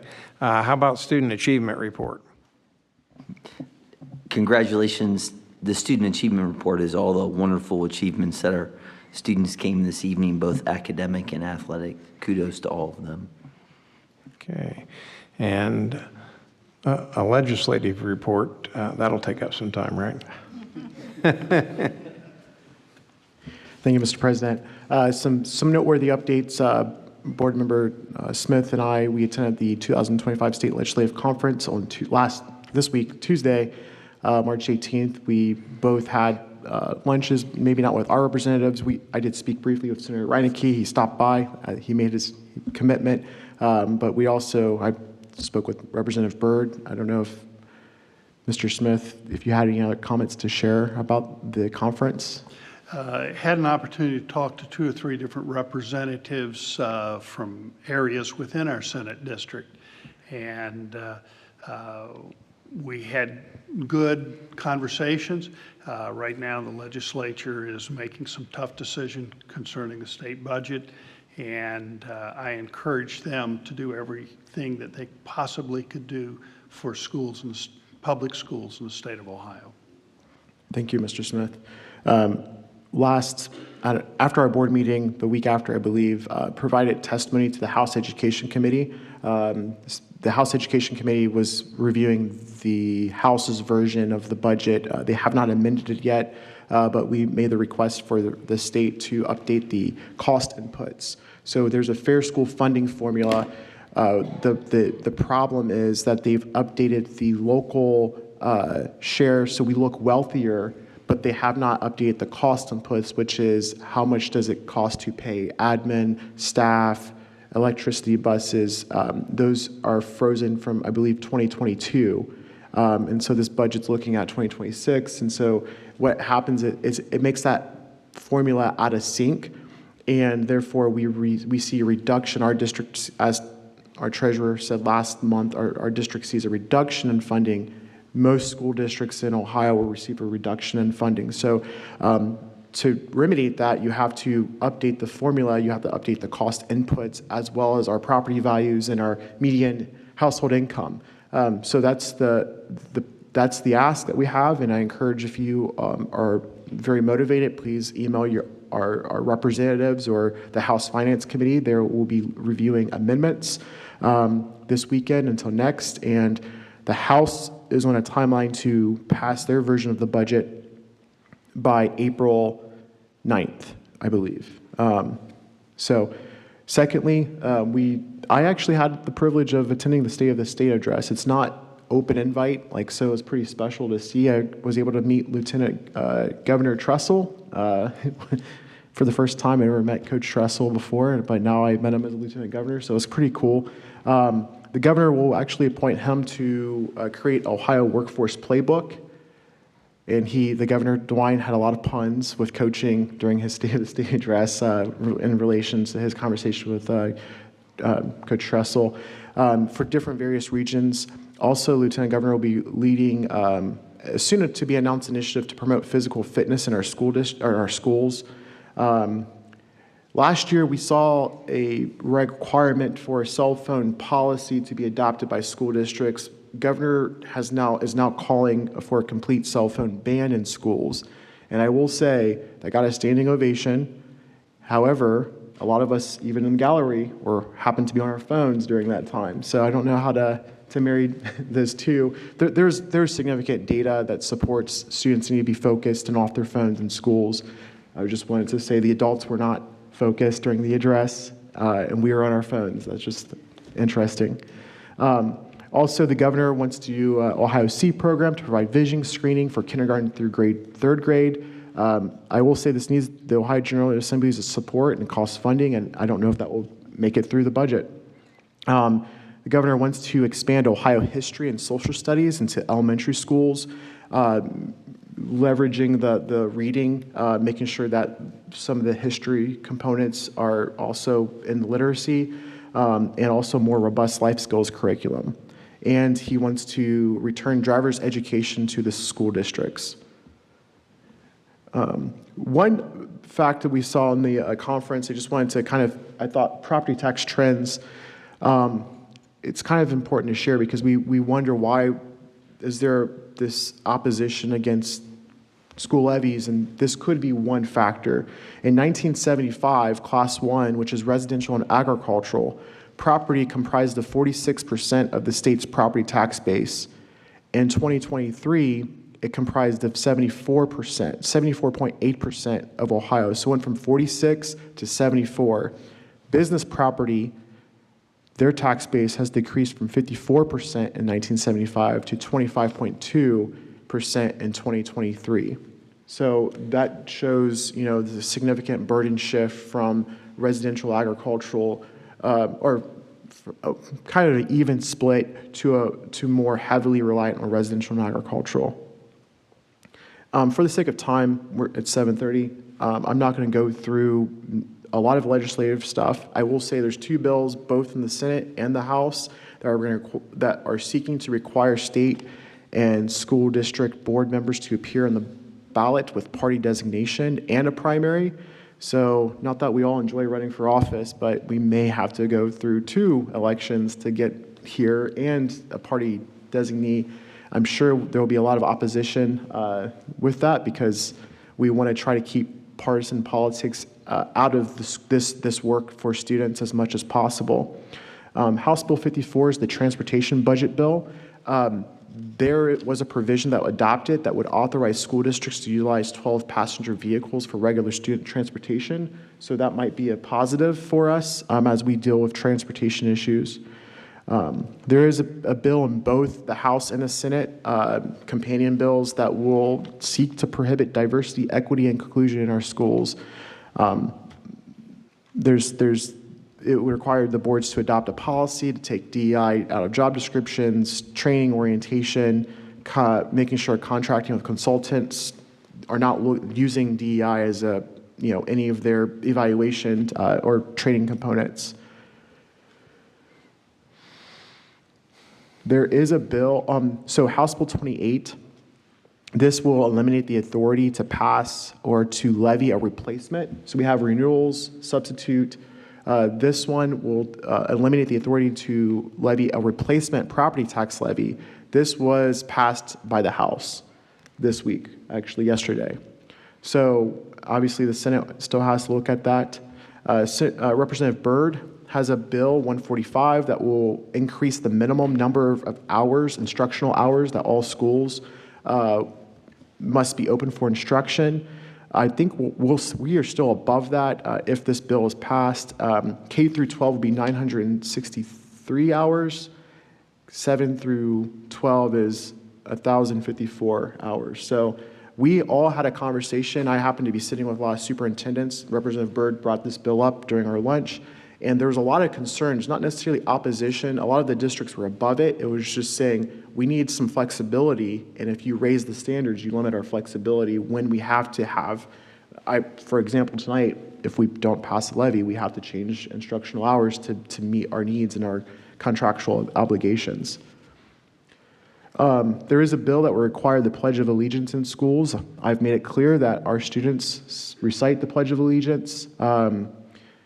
And there's also a constitutional, we recite the Pledge of Allegiance daily, but there's also this constitutional matter. You can't force anyone. This bill does not force a student to say it. It's that all school districts have allegiance. And there's a lot of property tax issues, and that's being really fast, can keep up. And so maybe property tax, I just don't know exactly which steps are going to take already. Thank you. Any questions? How about, do we have a report? We have a report on the safety and drug committee also, or not? Yeah. Also, or not? Yes, there's no meeting this month, April 15th. April 15th there is, so next board meeting, we should have an update. Okay, thank you. Are we ready for treasurer's report? Yes, we are.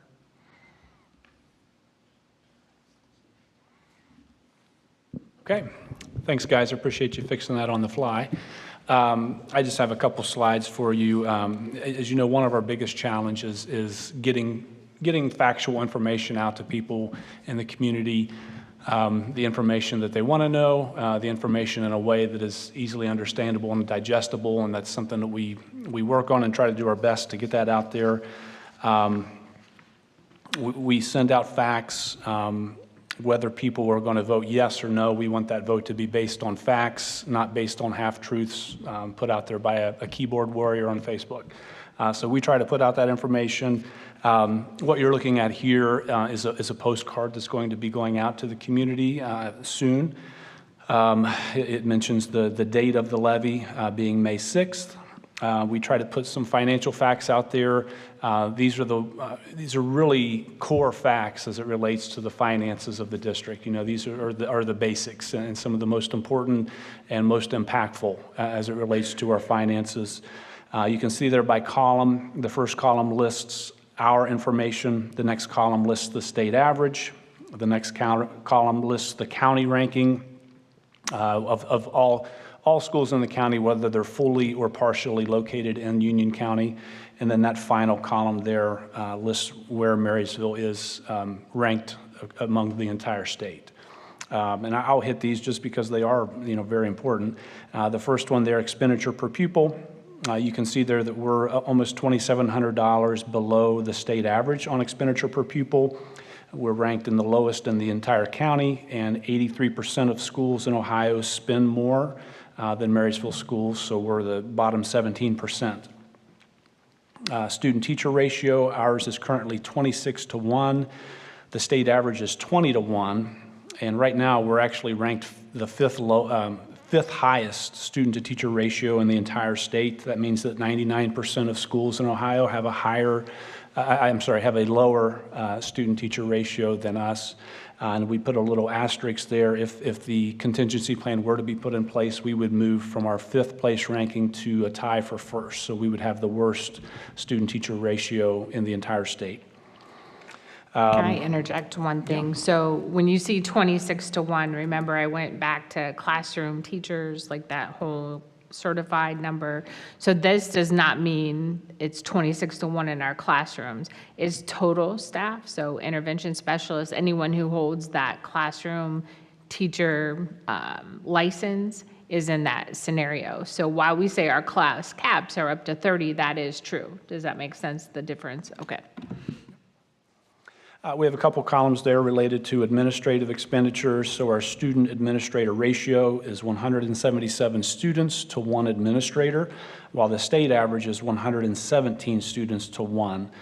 So that means that 92% of Ohio schools have more administrators per pupil than Marysville Schools does. And the administrative cost per pupil, we're well below the state average there. Our administrative cost per pupil is $1,400. The state average is $2,200. 93% of Ohio schools spend more on admin per pupil than Marysville schools. Then, to me, one of the number one statistics that everyone needs to know is our revenue per pupil. We're almost $5,000 below the state average on our revenue per pupil, ranked lowest in the county, and in the bottom 3% of all of Ohio. So 97% of Ohio schools receive more revenue per pupil than Marysville schools. We list the levy cost on there so that people can make a decision based on how it would impact their taxes. And then on the second page, if you guys would flip to the next one, we just list some educational achievement scores, what really shows, the taxes that you're already paying, what are you getting for that? So some of I won't read all of those. One of the big ones there is for our performance index, we're in the top 17% of all schools in Ohio. That's a level we would like to maintain and improve on. So that's very important. And then I would note on the bottom right there, the Auditor of State Award. Our fiscal year 24 audit was just completed within the last couple weeks, and we were informed that we'll be receiving the Auditor of State Award for that audit. So that was good news. So just because I'm on the academic side and Todd's on the money side, I would highlight what's on the back. So our school district has 7 buildings that are 4-star or better, marking the excellence that's taking place in those buildings. 5-star for gap closing. That means we're closing the gap for our kids. We know we have work to do on the progress side. We've owned that the whole time. Outstanding graduation rate at almost 98%. I think another piece that is, hang your hat on, is our students are graduating with substantial college credit under the belt. Over 3,200 college credits were earned last year. And we've moved from when about 13 years ago, our college remediation rate was 43% for our kids that were going to college. It's now 8%. So definitely some strong metrics coming out of our buildings, and couldn't be more proud of the work that happens on behalf of kids and families in this district every single day. Could you explain that remediation rate? So kids that go to college and have to take courses that aren't for credit, they're remedial credit, and so it does not go towards their diploma. So it means they're behind in math, they're behind in English, whatever it is they enrolled in. And those schools provide those free, right? Or they have to pay for that? Parents have to pay for those courses, even though they don't go toward their degree. Right. Just wanted to get that out there. Anything else? No, the State of the Otter Award or the Otter State Award is important too, but I definitely want to highlight those. Yep. That's all. Thank you. Okay. And I now need a motion for to approve the draft minutes. Motion to approve the draft minutes of February 20th, regular meeting, March 6th, special meeting, March 11th, special meeting, March 12th, special meeting, March 13th, special meeting, and March 18th, special meeting as submitted by our treasurer, Todd Johnson. Is there a second? I second. Is there any discussion? That's a lot of meetings. You're telling us. All right. Is there any discussion? None? We'll take a vote. Mr. Ferguson? Yes. Ms. Savage? Yes. Mr. Keller? Yes. Mr. Smith? Yes. Mr. Keck? Yes. Okay, we need a motion to approve policies. So moved. Second. And that's just a second read, isn't it? Yes. Okay. So hopefully everybody's read that. I think there's one word change or two word changes. That doesn't really make much difference there. Now we need a motion for instructional hours.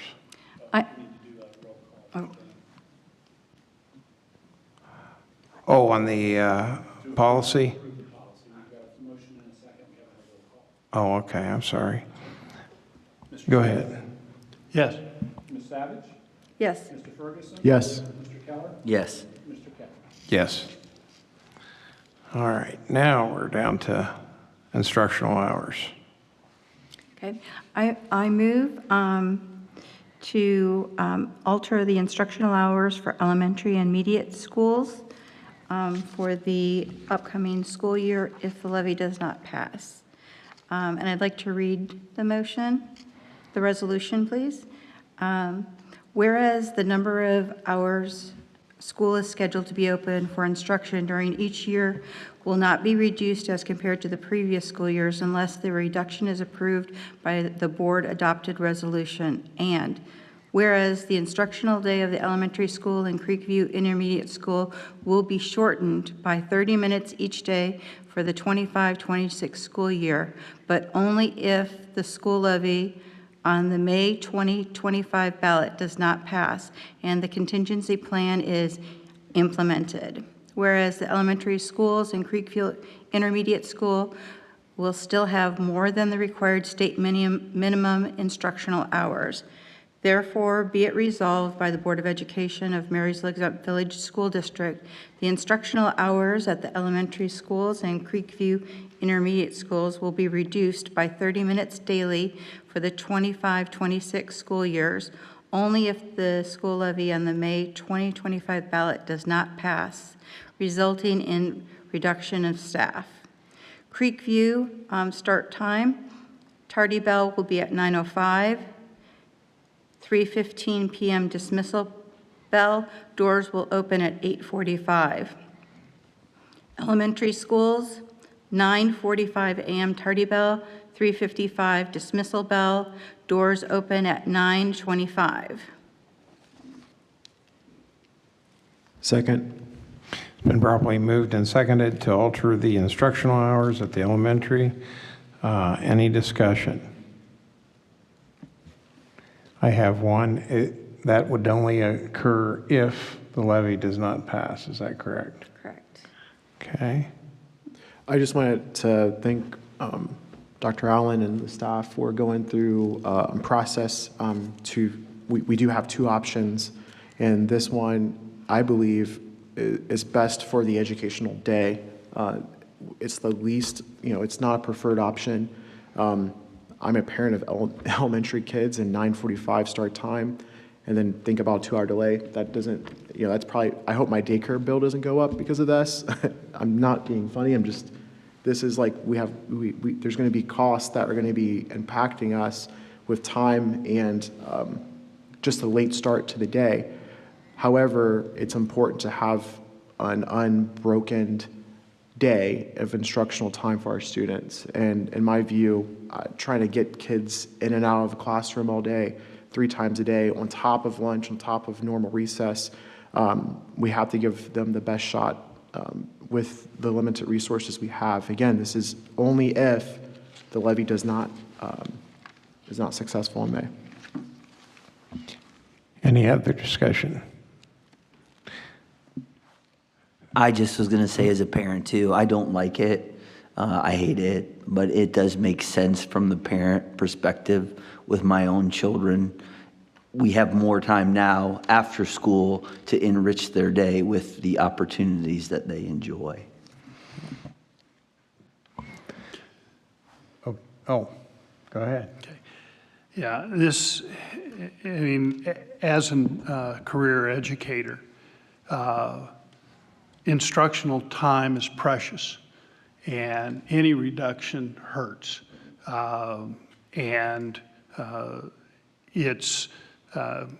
We're going to discuss and have options to make some other changes. And I hope the people that hear this, that pay attention, realize that we as a board are putting forth the plan that we must.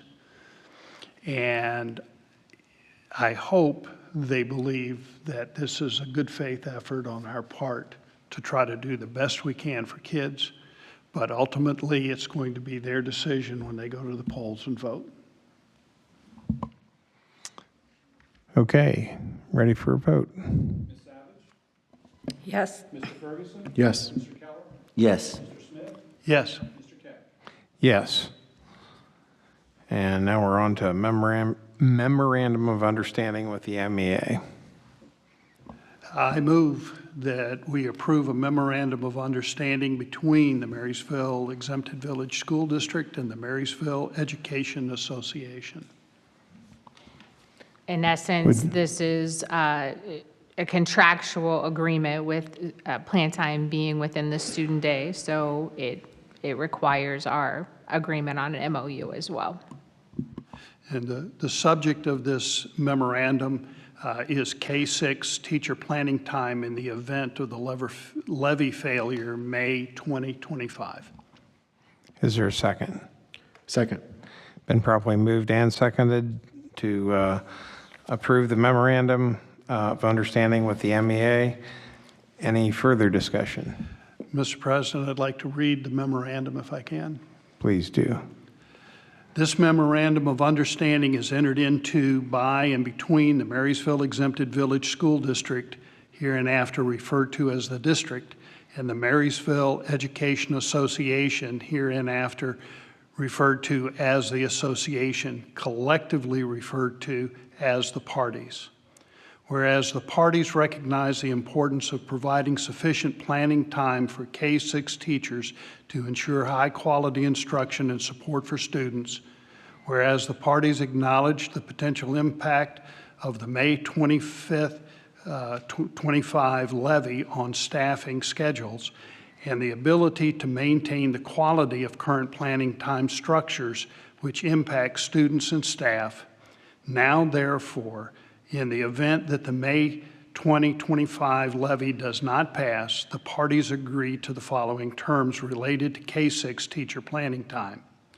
1, the planning time structure. Beginning in the 2025-2026 school year, if the May 25 levy does not pass, the 200 minutes of preparation time for K-6 certified staff shall be scheduled prior to the student's school day. Second, this adjustment shall only apply to K-6 staff and shall not impact the planning time structure for grades 7 through 12. The duration of the agreement. This memorandum of understanding shall be in effect only in the event of the levy failure in May 2025 and shall remain in effect through the 2025-2026 school year. The student day at Creekview, 9:05 a.m. tardy bell, 3:15 p.m. dismissal bell with doors open at 8:45. Elementary, 9:45 a.m. tardy bell, 3:55 p.m. dismissal bell, doors open at 9:25. All other terms and conditions of the agreement shall remain as written and agreed upon. The signature of the board president is blank. The signature of the treasurer's signature is blank. The signature of the MEA president is Kevin R. Brandfast. Any discussion? I just want to again reiterate my thankfulness to the team that was very thoughtful about the recommendations, the letters that they've submitted for our consideration. Again, I'm a process person. I do think that all buildings were represented, all grade levels and all buildings were represented, and it was done in a very thoughtful way in the best interest of our students in the worst case scenario. Yeah, if I can, I would like to express my appreciation to the MEA. I think historically, our teachers and our board and administrators have always had a wonderful working relationship. We bring issues that impact the students to the table. We sit down and try to make the best decisions for the students, understanding that that impacts us as a district, the employees, and particularly the teachers in a variety of different ways. And so I appreciate that working relationship and the willingness of the Teachers Association to make an adjustment. Any other discussion? Seeing none, we'll take a vote. Mr. Smith? Yes. Mr. Ferguson? Yes. Mr. Keller? Yes. Ms. Savage? Yes. Mr. Keck? Yes. Okay. And now we're on to a motion for certified reduction in force. Mr. Keck, I'd like to motion that we enact our contingency plan with our certified reduction in force with these position cuts should the levy not pass in May. 4 art, 4 music, 3 physical education, 1 intermediate STEM, intermediate technology, 1 middle school foreign language, 2 middle school family and consumer science, 1 middle school fab lab, 1 middle school robotics, 1 high school fab lab, 1 high school math, 3 high school social studies, 1 high school science, 1 high school English, 1/2. It also will affect these staff members: Melanie Atram Ingraham, John Ritchie, Danielle Caldwell, no reduction. She's being reassigned at the end of the school year. Carmen Riddle, reassigned to 4th grade at Northwood. Steve Fannin, Brianna Bizzaro, Emily Campbell, Brian Ash, no reduction due to retirement of a music teacher. Courtney Holcomb, Josh Spain, no reduction due to being reassigned effective March 14th. Erica Bachman, Brooke Dobikin, reassigned to an open intervention specialist position. Dana Kozin, Lee Potter, reassigned to an open intervention specialist position. Jeb Josfiak, reassigned to an open FCS position at Marysville High School. Kelly Calvilage, no reduction due to retirement of a science teacher. Todd Ballenball, no reduction due to retirement of a science teacher. Emily Kernett, Mary Jenkins, Brandy McCutcheon, Nathan Andrews, Elise Freeland, 1/2. Derek Sharp, Jared Yoakum, no reduction due to being reassigned as an MHS intervention specialist, and Madison Powers. Second. Okay. Been properly moved and seconded. The certified reduction in force resolution. We have read it. Any discussion? Again, it's only if the levy doesn't pass. We've always said as a district that we are people, and these are some of our staff, and this vote is not done with anything except sadness. The other thing I would say, having been on the other side of this at one time, this has no reflection on these teachers' abilities and or their performance whatsoever. In fact, some of them are some of the top and probably top in the state. So it's a pretty sad day. Any other discussion? Okay, we're ready for a vote. Did you have one? Okay. Mr. Keller? Yes. Mr. Ferguson? Yes. Ms. Savage? Yes. Mr. Smith? Yes. Mr. Keck? Yes. And then next, resolution to suspend classified staff contracts. Mr. President, we motion to approve the resolution to suspend classified staff contracts, and there is a resolution to read.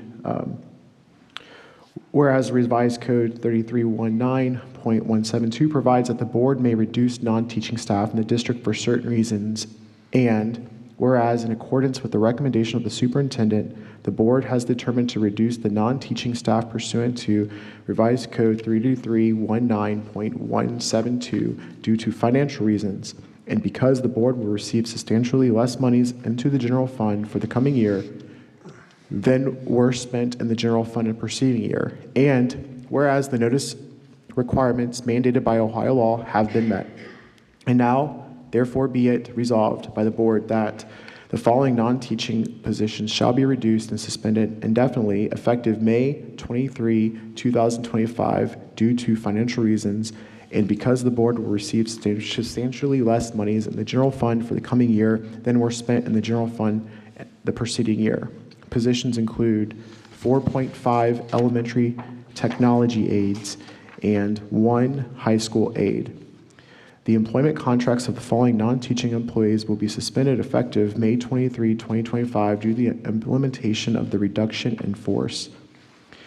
Due to special education openings and resignations in the classifications impacted in Section 1, there are no employees to be reduced. The following classified employees will be offered vacated positions in the district: Allison Bremen, Hamar Olivares, Terry Sproul, Stephanie Erickson, Edgewood resigned at the effective end of the 24-25 school year. Sheila Pencalo, .5, currently at Raymond. Trevor Rayburn High School, reassigned from building aide to library aide at Marysville High School. The treasurer shall provide notice of said contract suspension of the affected employees as soon as possible. Is there a second? Second. Any discussion? Just like the teachers that we just discussed, classified staff often are the gap fillers within any school operating system. And it's a sad day. Any other discussion? Just to notate that this is only if the levy does not pass in May. And we have to make these known and be very, very transparent to not only the professionals that we have, but also to the community and our parents. And in great clarity, this is a reaction to the contingency plan you have to put in place. And the board has said that if we're successful, then the contingency plan is in essence erased. I just want to make, it's a fine line, but just to make that clear, that this is the action that has to take place at this time. Okay, we're ready for a vote. Yes. Yes. Yes. Yes. Yes. And that takes us to the treasurer's items. Motion to approve all treasurer CFO action items. Second. It's been properly moved and seconded that we approve these action items. Is there any discussion?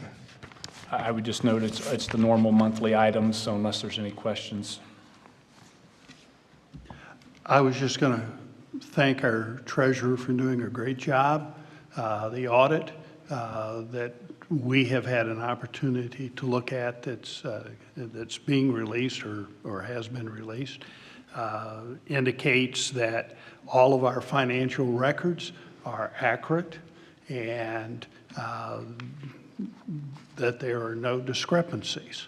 And I congratulate you on the award that is being given to you in your office. Thank you. I just want to also second the congratulatory note by Mr. Smith.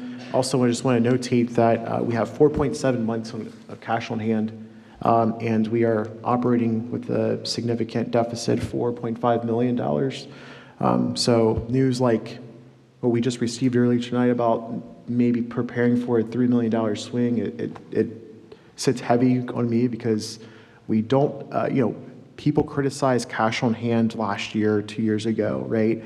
4.7 is a half a year of expenditures, and you can't just look at the dollar number, you have to look at the months on hand, and I think that's important. We are coming very close to not meeting our policy and not being in a being in a vulnerable position. Okay, we're ready for a vote. Mr. Ferguson? Yes. Ms. Savage? Yes. Mr. Keller? Yes. Mr. Smith? Yes. Mr. Keck? Yes. And now we have superintendent action items. Motion to approve all superintendent action items. Second. Been properly moved and seconded to approve the superintendent's action items. Any discussion? I just wanted to highlight retirements. Kristen Allen, intervention specialist at Creekview after 29 years of service in the district. Natalie Askew, intervention specialist at Creekview Intermediate after 25 years of service in the district. And Beth Grand, a science teacher at the high school after 9 years of service. So congratulations to all of them in their next chapter of their life. We wish them well and thank them for their service. I also wanted to recognize Lynette Fott, our Director of HR, which is leaving the district, which is a huge loss to us, and Kim Jude, Director of Student Services, leaving the district also, which is another huge, huge loss for the district. But I want to thank them for all their work and dedication over the years. Any other discussion? We're ready for a vote. I would also highlight, there's a switch, I wasn't going to go into those details, but with Jonathan, Mr. Langhouse operating as the interim superintendent in the summer, if needed, depending on how things transition. And then also he will be making a switch from the assistant superintendent role into the principalship at Northwood Elementary for next school year. All right. Anything else? No. Okay, that's fine. Ready for a vote. Ms. Ferguson. Yes. Ms. Savage. Yes. Mr. Keller. Yes. Yes. Mr. Cap. Yes. And we're ready for comments and questions from the board, and we'll start with Jermaine. Yes, tonight was, we as a board did some things that we have to do, not that we want to do, as a part of our contingency plan. I will say, moving on a kind of a lighter note, that we are at a luncheon with Dick Smith at the legislative luncheon, and I was surprised because of a board member from a different district said, "Oh, you're from Marysville? They have a really amazing cheerleading program." And I've never expected to hear something like that at an event. But our students, they have a name that and a high reputation. No matter which program it seems, all of our students are representing our district very well. And when other board members at these events are coming and just divulging that information, it's more than a point of pride. It's really, really cool to hear that. So thank you. Go ahead. Okay. I just want to say congratulations once again to all the students that were here being recognized tonight, and especially to the ones that were not here. We are so proud of everything that you've done. Thank you for the presentations on math, and to the parent groups that participated in that. We are very encouraged by the parental involvement in all of our committees. We're really appreciative of people taking time out of their days to do that. And that's it. Thank you. I just wanted to thank the ESC of Central Ohio and Dr. Lucas for assisting us with our superintendent search. I thought they are exactly what we needed for support. And also all the community members and staff that were the interviews. Appreciate those. Mr. Smith. That stemming up, that the team have worked very prepared to be able to be successful and to be able to do their best, and a word to any parents or any students that might hear this or pay attention to this. Please note that the teachers have worked hard and to get you prepared, and in any challenge, your preparation is what you can control. And so trust your preparation. Trust that you are prepared to do the test, whatever is required, and I'm certain that you will end up doing the best on this test. And your parents, your teachers, and the school district will be very proud of you. I also want to compliment our math presentation tonight. I think it shows some outstanding work that is done. We may have people that question what some of our administrators who are not classroom teachers specifically assigned to a classroom do, and this is what they do. They make our teachers better.